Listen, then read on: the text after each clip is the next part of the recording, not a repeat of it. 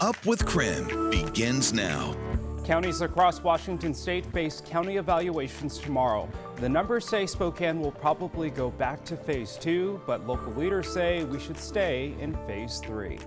Plus, renters in Spokane are having a hard time finding affordable places to live. When you've got kind of a perfect storm of multiple things getting in the way of people being able to find housing. So it's awful. Coming up, we speak with one renter who says the units that are available are too expensive. And we're going to take you outside as the sun rises across the inland northwest. Not a cloud in the sky now, but that trend doesn't last all day. 7 o'clock on your Monday morning. Thank you so much for hanging out with us. Well, the 45th Bloomsday t-shirt is here. Bloomsday unveiled this banner over the weekend to announce this year's design. Coming up in just a few minutes, I spoke with the designer of this year's t-shirt, and get this, he's just 18 years old and couldn't even tell his family his design was chosen. So his mom and dad are probably like, hey, you didn't tell us? Come on. Right? His lips were sealed. How impressive. Gotta love it. Well, thanks for being with us on a Monday morning here on Up with KREM on the CW22. Jeremy, are you excited to get your finisher t-shirt? Absolutely. I think it's an awesome shirt. You'll see me outside wearing that thing all summer long. Yeah, you earned it for sure, Jeremy. We want to get to our big story, though, now at 7. Today, counties across the state are facing evaluations. They can remain in phase 3 of reopening or be forced to go back to phase 2.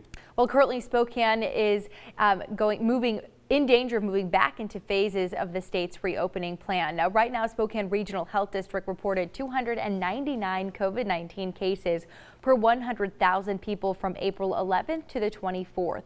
Large counties, including Spokane, must have fewer than 200 new COVID-19 cases per 100,000 people. Spokane County also reported 8.6 hospitalizations per 100,000 people. To stay in phase 3, the county must have fewer than 5 new COVID-19 hospitalizations per 10,000 people.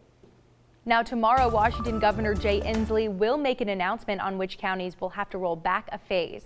Right now, Spokane Mayor Nadine Woodward and other local leaders are urging Inslee to keep the county in phase 3. Nicole Hernandez joins us now live from downtown Spokane to tell us about their response. Good morning, Nicole.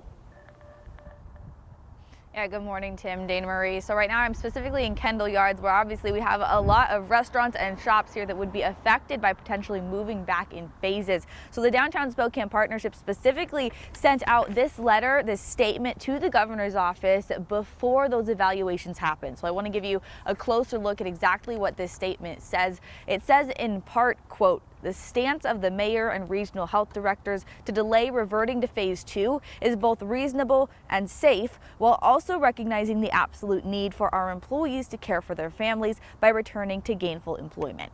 Now, a spokesperson from Inslee said Woodward made the request during a phone call with staff at the governor's office. The spokesperson then responded to her request by saying, quote, "We appreciate her," meaning Woodward's, position and the tremendous work happening in Spokane to vaccinate individuals. Now, again, those county evaluations are happening today, and we will actually find out tomorrow whether or not Spokane can stay in phase 3 or will be moving back to phase 2. Live in Spokane, I'm Nicole Hernandez. Well, this brings us to our question of the morning. What do you think about all of this? Do you agree with local leaders who say we should stay in phase 3? You could head over to social media right now and vote in our live Twitter poll. You could also text us your response, 509-448-2000. 57% of you this morning are saying no, that no percentage continues to rise all morning long. Let us know why you feel which way. I know a lot of people are waking up this morning talking about this, especially on social media. Absolutely. And this morning, we also wanted to look over other counties facing a step backwards. Absolutely. So here's a breakdown of the Washington counties that are at risk of falling back into phase 2. Now, if your county is colored in the dark blue, that means you're at risk of facing more restrictions soon. The darker regions are not meeting phase 3 guidelines. They could go back to phase 2 next week. On Friday, the Northeast Tri-County Health District announced Ferry County will go back to phase 2.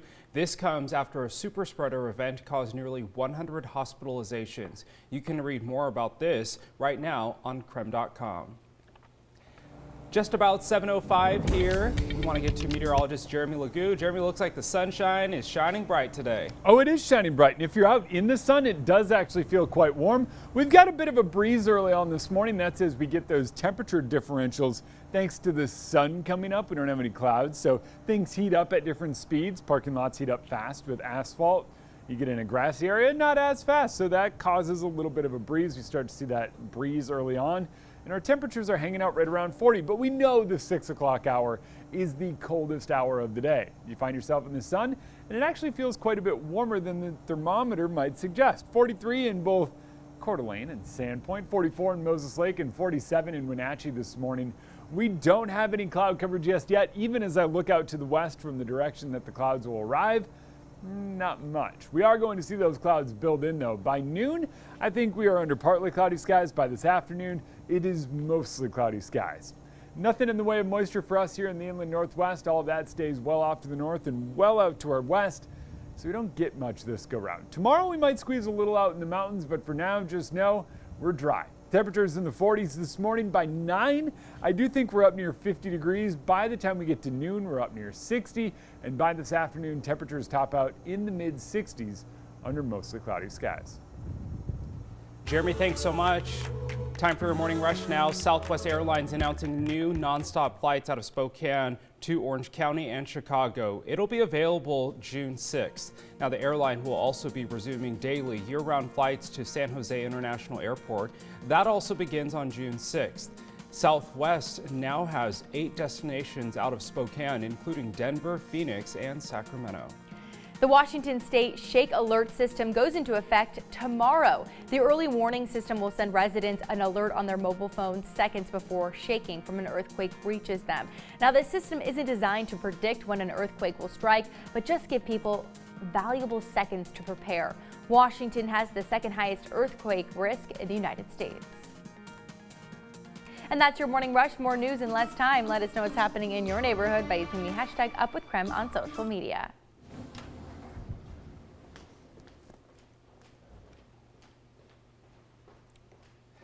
The 2021 Bloomsday t-shirt is out. This year's designer says he still can't believe his design was chosen.